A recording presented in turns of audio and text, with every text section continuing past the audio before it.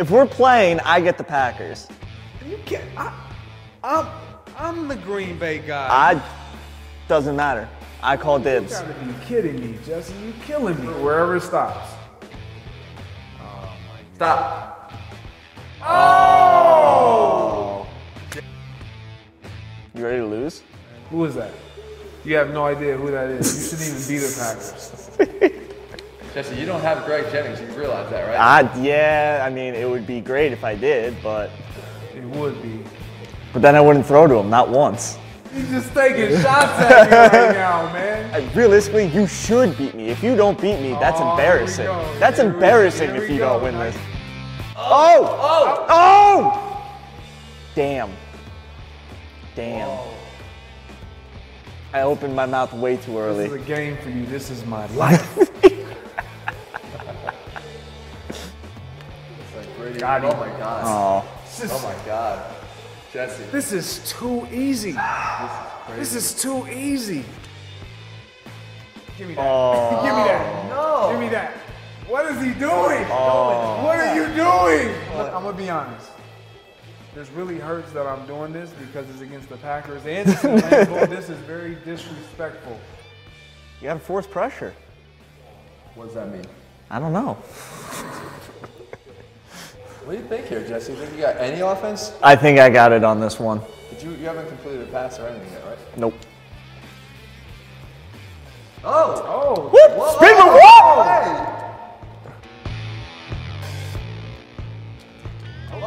Oh, Devontae Adams. He puts the team on his back. Man, I'm the only one that put the team on my back, though. You don't even say it right. Put the team on his back, though. All right, that's my bad on that one. Man, don't disrespect me. I apologize. Yeah, you should.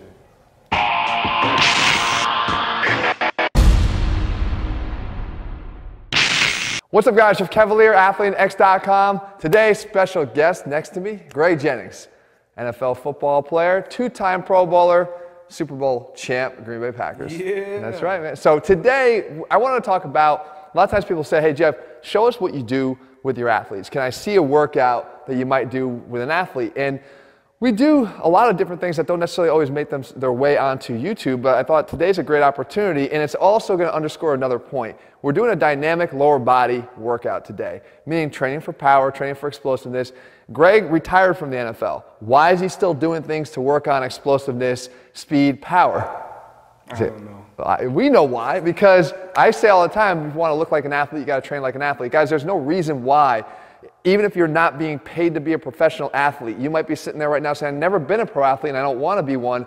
Well, it doesn't mean that you don't have to train like one and that you can't benefit from training like one. And for Greg, like doing this is certainly helping him to maintain a lot of the athleticism and strength and power he had built over his entire life, building up to that point to be the best that he was in the game. So we're going to do that today, all right? So we're going to take you through, guys, a little bit, just peek behind the scenes of what we're doing here. It starts with a warm-up. Here, nice and easy. What I try to do, I'm going to kind of walk you through why I do what I do. We're just going to start with some leg swings, all right? We're going to go across the body. And you're going to basically point your toe towards Jesse at that side and then kind of point toward the door on that side. All right, and as you do it, I'll kind of explain what you're looking for. We're going to obviously work both legs. But we're getting rotation of the hip here that's up in the air, right? Because he's pointing here, so he's internally rotating. He's pointing here, he's externally rotating. So we're not just getting ab and adduction, but we're getting the rotation too. But look what's happening here at this hip. This hip is also going through a lot of rotation, right? Because as he opens up out there, he gets external rotation. And as he comes across his body, he gets internal rotation here too. And then each time, just try to just let the leg swing. You do it for about 30 seconds. And then switch. Now you put the plant down on the other leg, and you go across. Always easier on the second leg than it was on the first because you've actually gotten some of those benefits over there. But just looking to sort of open up those hips, kind of let the momentum take over and allow you to get into ranges that you didn't really have a minute ago. Now let's just go straight back, forward and back. Now we're working more hamstrings and hip flexors. So right in that sagittal plane here. There you go. And again, just the goal here is just to be free and loose. If we were doing something for the shoulder here, we call them the pendulum exercises. We're just trying to let the weight of our arm actually take us through. Here it's just letting the weight of your leg swing you. Good. And then other side. forward and back. There you go. Really trying to loosen up the hip flexors.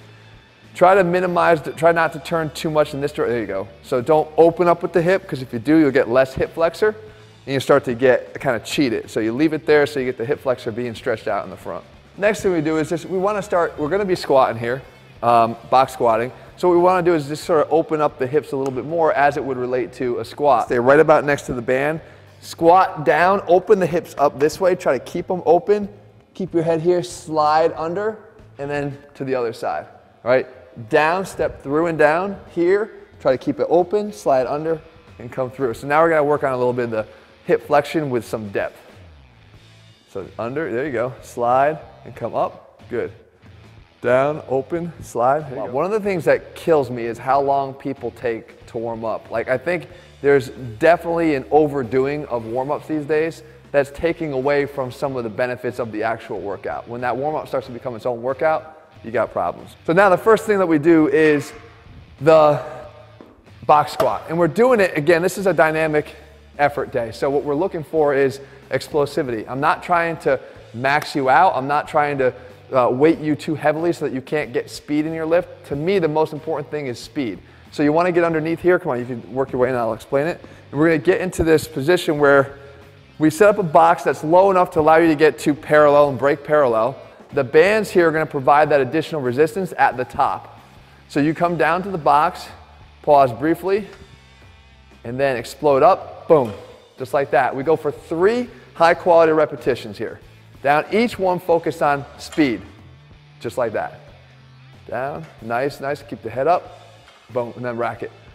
So the point here is that these bands, as I mentioned, are going to be providing resistance at most when they're most stretched, which is at the top.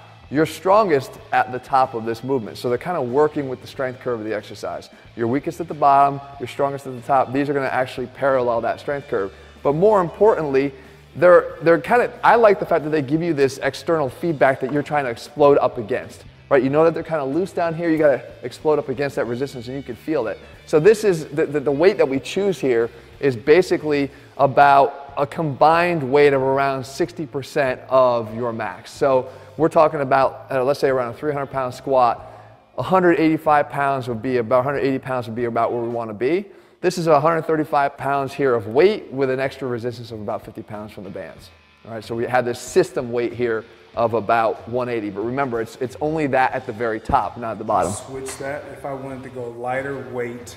With heavier bands? With heavier bands. You could. You're going to get a different feel because obviously at the bottom, it's going to be lighter at the bottom again, right? Because once the bands get unstretched, you're going to be at your lowest point at the bottom. So if you did that, just realize that the total weight of the system is going to be a lot less at the bottom than it is at the top. This is about precision and execution. So you're trying to get multiple efforts here, like 6 to 8 sets of these 3 repetitions, always high quality.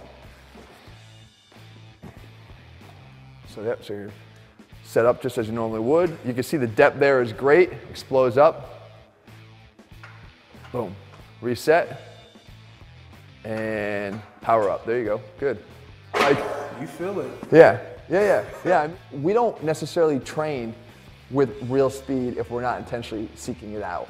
It's one of those things that I think our body tends to sort of coast and get through a movement unless it specifically knows what it is we're trying to accomplish. Here, you know your goal is accelerate this thing as fast as possible. That's going to help to recruit type 2 muscle fibers much more effectively than it would just at a normal pace squat. So even that in and of itself is a unique training stimulus that you're not necessarily accustomed to. Now you obviously are accustomed to this type of training, being an NFL player, but you know this speed and power is something that a lot of guys out there, they overlook, and it applies to everybody. Everybody can benefit from applying acceleration to their lifts. Explode up. Nice. It's perfect. Good stability at the top. Nice. Perfect. So it's no surprise, obviously, with Greg, like, you know, his stability is one of his attributes. Like, you have good balance, good stability. When you come up to the top, you're still stable. A lot of times people come up and they'll be shaken because they couldn't handle the acceleration of the rep. Right? So what you want to do is you want to make sure that when you're doing this, not just about the speed, but that you're always controlling what you do as well. The next part is unilateral.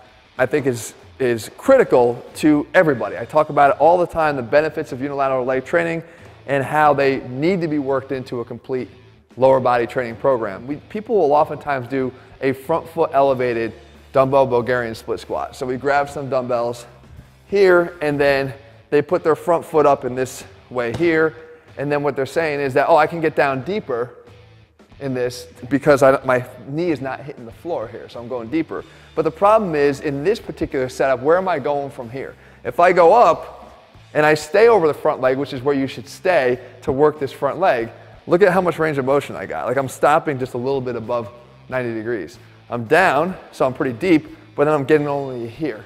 The other thing that people will do is they'll be here, and then they'll make the cardinal sin of actually pushing backwards. And I'm gonna have you try it. There is nothing being done by my leg right here. Nothing. I mean, it can lift it up. There's no work being done.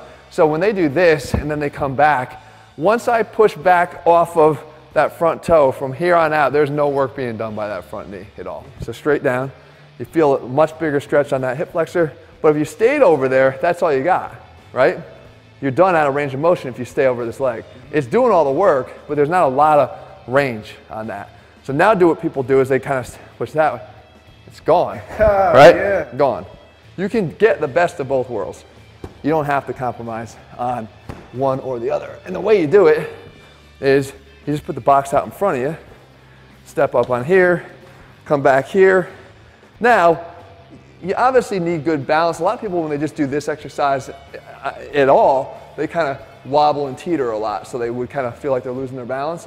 If that's who you are, maybe don't put it up on a box and don't do this exercise yet because you don't have the balance and you have further to fall, okay? But if you have good balance, there's no difference here. This is like being on the floor, right? So what I do is I come straight down, and now I get that extra benefit of having that knee be able to drop lower than the box, which would simulate where they would have stopped at the floor.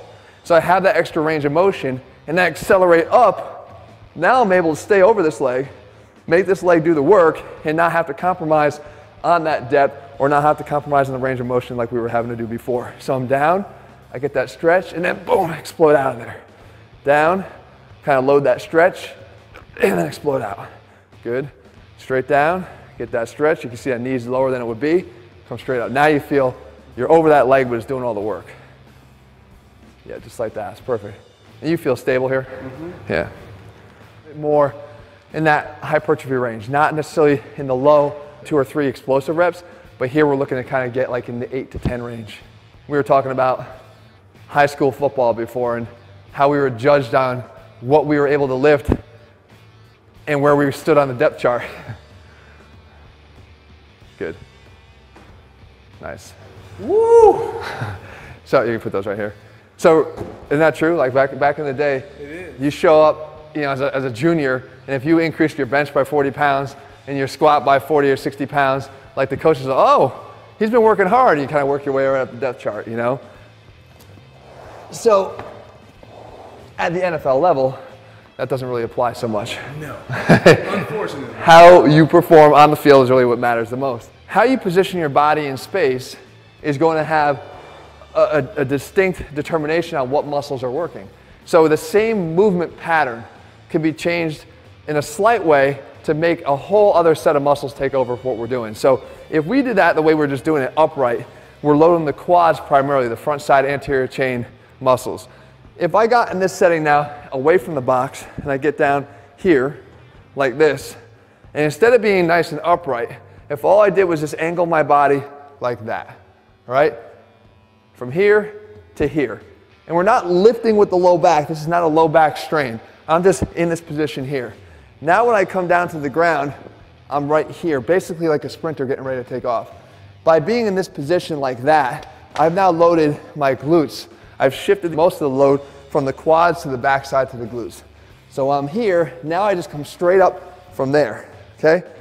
Down, up, down, up. Leave your arms here, let them lead the way. Straight down like, there you go. Feel how that lit that up now? Yes. So like you're like a sprinter getting ready to take off. Hold it there for a second on the bottom. Hold it right there.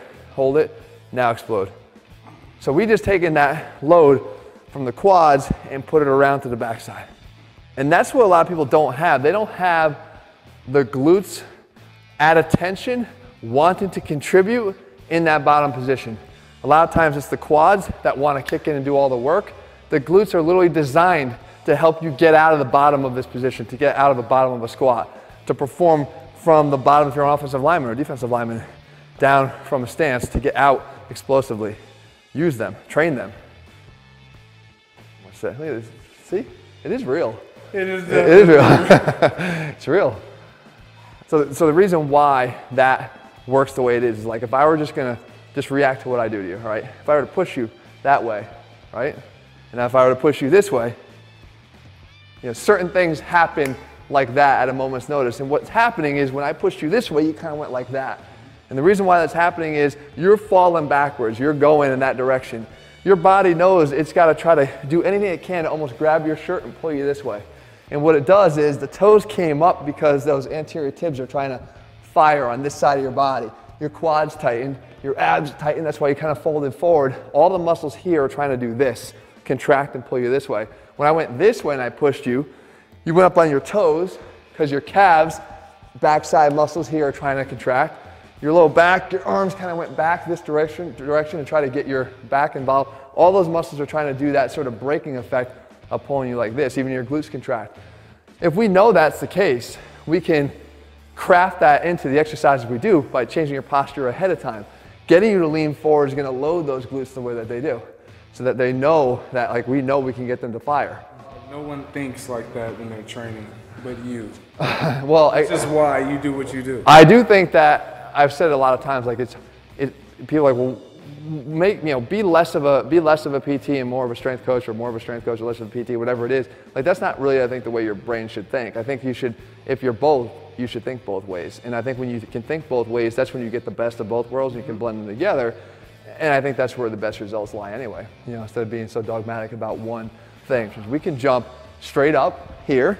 We can jump horizontally for distance with broad jumps, or we could do what we say COD, sort of change of direction jumping, which means I can actually jump and change direction at the same time. Obviously, as an advanced athlete, like, I know you can handle the COD stuff. Sometimes people could just do straight up and down, or even some of the distance stuff. So for this, what I want you to do is, I want you to start down here and basically work on that explosiveness. So you're down, up into that position here, but you're still loaded. And then from here, I could just jump and turn. That's the COD work, all right? So a quick little hop from there to your feet. There you go. Yep, perfect. And there's the twist. So again, this is about precision of effort. So it's not about going till exhaustion and getting sloppy. You regroup, you're ready, boom, up, twist, nice. You're just trying to extract high effort and high quality out of the work that you do. It's not about going and breaking your balls so hard that you want to kind of, when you leave the gym, that feeling of like, man, I'm so done, you know?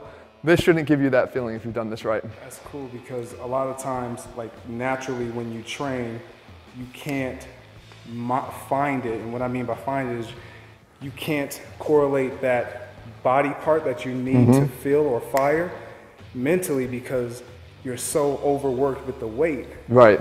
But with these weights, I can find it a lot easier because the weight isn't the issue. That's not my primary focus. There's a place for just getting strong and being able to lift weight and move weight off of you. As a matter of fact, even at your position, there was a benefit for you being able to get people off of you and create distance and separation at the right time. But then there's a whole other side of it of being precise and controlled to be able to run a route, to be able to catch a ball along the sidelines and be very precise and have body control. So it's everybody, again, I say it's for you, and I have you here demonstrating, but it's literally for everybody. Everybody can benefit from strength and control. And it's just really the holy grail of training.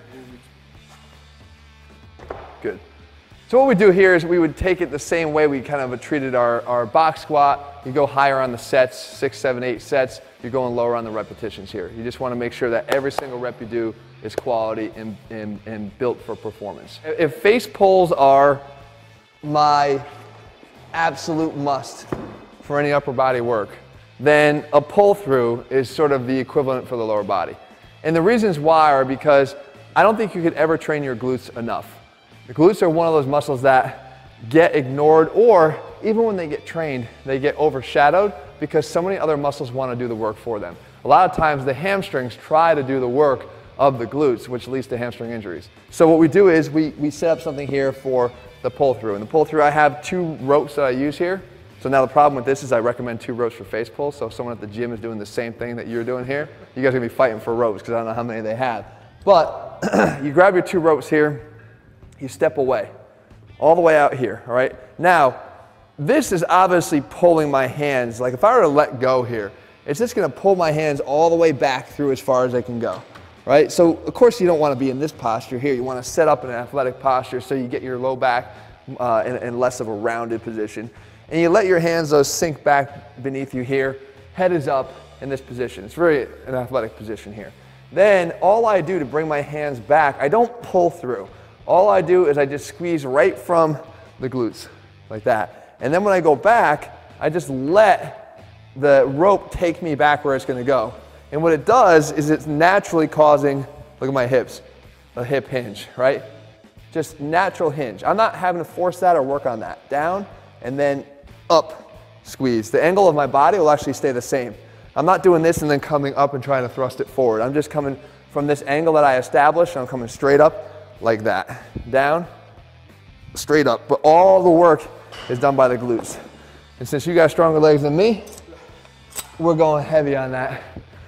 So grab those, walk yourself out, keep going, there you go. I put it heavy. All right, so now, angle here, this is tight. Just let yourself drop straight down. You'll see the hands, let them go back. There you go. Now, all you're gonna do is stay from here. There you go. All right, come straight up like that. Now let it just drop right from here, okay? And then drive through the glutes only. There, feel it? All right, so right there, squeeze from the glutes only, perfect. So you're not pulling with the arms, that's not doing any of the work. You're just pulling straight through the glutes. And you can see each time, kind of almost getting a little bit deeper. That's perfect. And the hinge, this is what we're training, the hinge. So I think it's really important to train a hinge movement, regardless of what it is, in your lower body days, especially on this kind of lower dynamic work for the purpose of getting additional glute work. It's great, great. And you don't feel any of these other muscles doing the work for you, you just kind of feel the glutes doing the work, right? One more. What's interesting?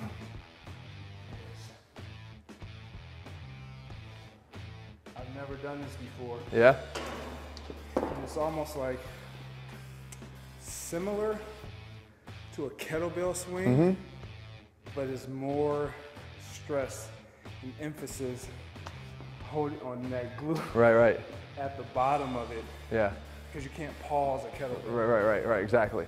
Yeah, and so that I think is one of the benefits, is like it's not just getting you into the hinge, but it kind of reinforces the hinge, and it teaches you how to come out of the hinge only one way, with your glutes doing the driving of the work. Now, kettlebell swing is going to do the same thing. Whether I bring it back and hike it back, I'm still into a hinge here, but when I get out of it, a lot of people like try to swing it up. It's not. It's really not a swing. The kettlebell should ride up on the hips. It should come up on the hips. I see people do kettlebell swings only out to here. That's fine if that's all their arms are going. They're riding the wave of the glute activation. They're not pulling it up like that. And people that go all the way up to the top, it's not that there's not a secondary benefit to that. Anything where you raise your arms up like this could work your lower traps as well, which is good posturally for building some strength in your upper back. But you have to understand that's the purpose that you're trying to do it for. If you're just doing it because you're trying to cheat the swing, then it's not necessarily helping you out. So the good thing would be that a good transition from the pull through would be to actually work to a more explosive environment of that as your kind of power movement for that exercise. There's a place in everybody's training for this type of training. I don't care if you're an athlete at the top level or if you're never played a sport in your entire life. There's benefits to, it's more than just a slogan. If you want to look like an athlete, you got to train like one, and training explosively has its benefits, even in terms of how your physique looks overall and the development of your physique, because you're training muscle fibers that may not be getting trained optimally the way you're training right now, especially if you choose the same exercise all the time, perform them in the same way, and never really introduce new stresses to your body. So hopefully you get an appreciation for that from this, and you'll go try some of this stuff. And as we saw, it definitely is real. There's no doubt about it. So you'll feel it. But again, this should feel kind of like a good thing. It's like a recovery an active recovery day almost in between some of your harder, heavier sessions, and there's a place for those as well. So guys, if you're looking for our complete programs where we put it all together step by step, they're all over at ATHLEAN-X.com. If you haven't already done so, make sure you click subscribe and turn your notifications so you never miss a video when we put one out. And finally, guys, leave your comments, let me know what you want to cover. If you want to see more workouts like this, make sure you just tell me about what you want to see, and I'll do my best to do them for you in the days and weeks ahead. Greg, as always, thank you.